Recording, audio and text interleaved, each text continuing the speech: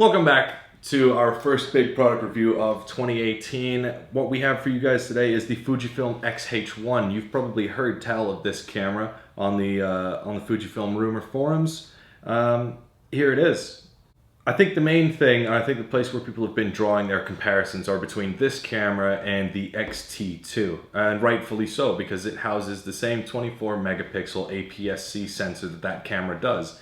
It also shoots up to 1/8,000th of a second, the same way the X-T2 does. A very similar LCD screen on the back, with the exception that this is a touchscreen. It also has the same sort of vari-angle screen, that you can fold out like this, and with this similar, it's got the same sort of vari-angle LCD on the back. It's internally the very similar camera. Externally, it's a completely different camera. This one feels a lot bigger, though it still fits into that mirrorless category. It's a lot chunkier. Now, a lot of people are going to say that kind of defeats the point of having the X-T2, or that defeats the point of having a mirrorless camera in the first place.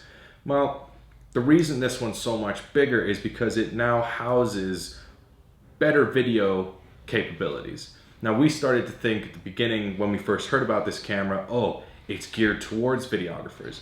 That's not entirely true. Fujifilm still consider themselves very much to be a photography company.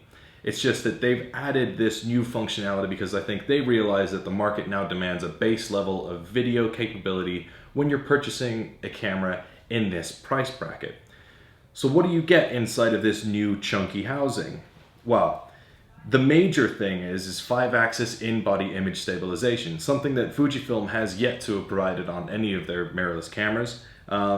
It is inside of this body. Also, the extra room, the chunkier body, is also going to give you room for the heat to dissipate when you're filming in 4K. As we know from using other cameras like the Panasonic, the GH5, and the Sony mirrorless cameras, we all love shooting video on those cameras, but they do get kind of hot. So you gotta have somewhere else for that heat to go. Not to mention, I've got pretty big hands, and I think there are some other photographers out there as well who've also got pretty big hands. So as nice as it is to have a small compact camera on you that fits away, when you're trying to shoot with those fiddly little cameras, you got big hands like mine, I prefer having something that I can really get a hold of.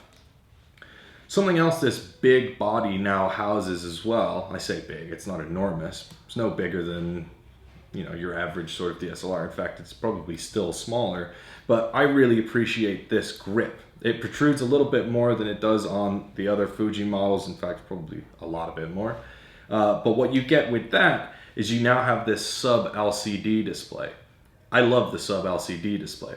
If you've shot with the Fujifilm GFX 50S, their medium format mirrorless, this body is going to feel very familiar to you. It's very nice to be able to look down and just see exactly what the settings are on your camera, how many frames you've got left, how much battery power you've got without actually having to tap into the display on the back of the camera. Quick glance, you know exactly where you stand. Another great thing about Fujifilm cameras, we've always loved the fact that your ISO and your shutter speed are available on physical dials right on the top of the camera. These two physical dials now have they've got the locking sort of mechanism on the middle there. So you've got the button, it's locked, press the button, you can move the dial around. There's just something about Fujifilm cameras that I just love the physical, being able to change things physically without having to tap into some, sort of fiddly display. Not that that's overly cumbersome on other cameras, but this camera is great. What we have maintained also from the Fujifilm X-T2 is this joystick on the back for navigating through the menus. Also something that's very handy. And we've also got the Q button here, which gives you access to your quick menu. So you just jump right in there.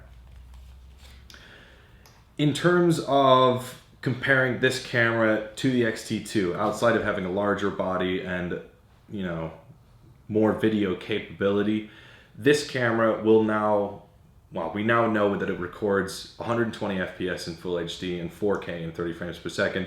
You've got a few different options on there, but it will record internally to the SD card at 200 megabits, With the improved video functionality, you also get industry standard 24-bit high-res audio, so that's going to make your videos sound a little bit better. So this kit that we've been given by Fujifilm comes with the VPB X-H1, which is, VPB stands for Vertical Power Booster. They do have a VPB for the X-T2. They are not going to be interchangeable. This one's going to be a little bit larger just because the camera's a bit larger, so they will not sit flush. But they do, as I mentioned earlier, take the same batteries. The benefit to having this is that you're going to get not only a lot more battery life out of your camera, it'll hold 2 batteries, extra batteries in here, but you can also charge those batteries in the grip. So say you're using the camera with the grip, you're shooting all day, you run out of battery in here, you can actually plug this in, charge those batteries in the time that you're shooting with the third battery. Another benefit to having the VPB X-H1 battery grip, it feels native to the camera.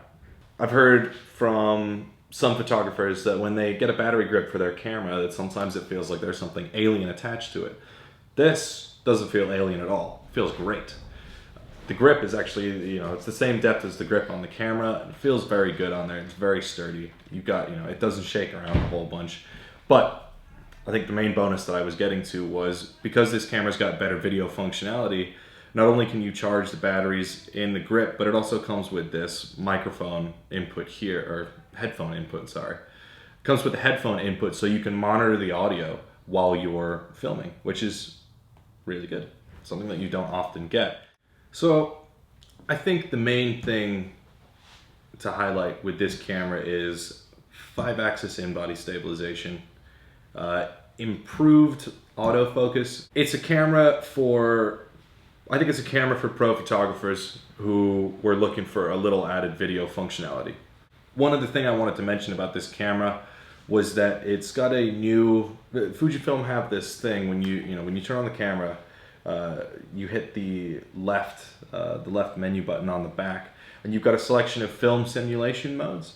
You guys might be familiar with Provia, Velvia, Astia. A lot of these things are named after film that was used in the analog days. Well, they've added a new one to this called Eterna Cinema. And the descriptor that they give us on the back is soft color and rich shadow tone suitable for film looking movie, or film look movie. So I think what this is it's supposed to give your pro photographer the added benefit of, a lot of pro photographers might not be pro videographers. So it's going to do a little bit of that processing for you in the camera, and apparently the Eterna film simulation is going to make your footage look a little more pro.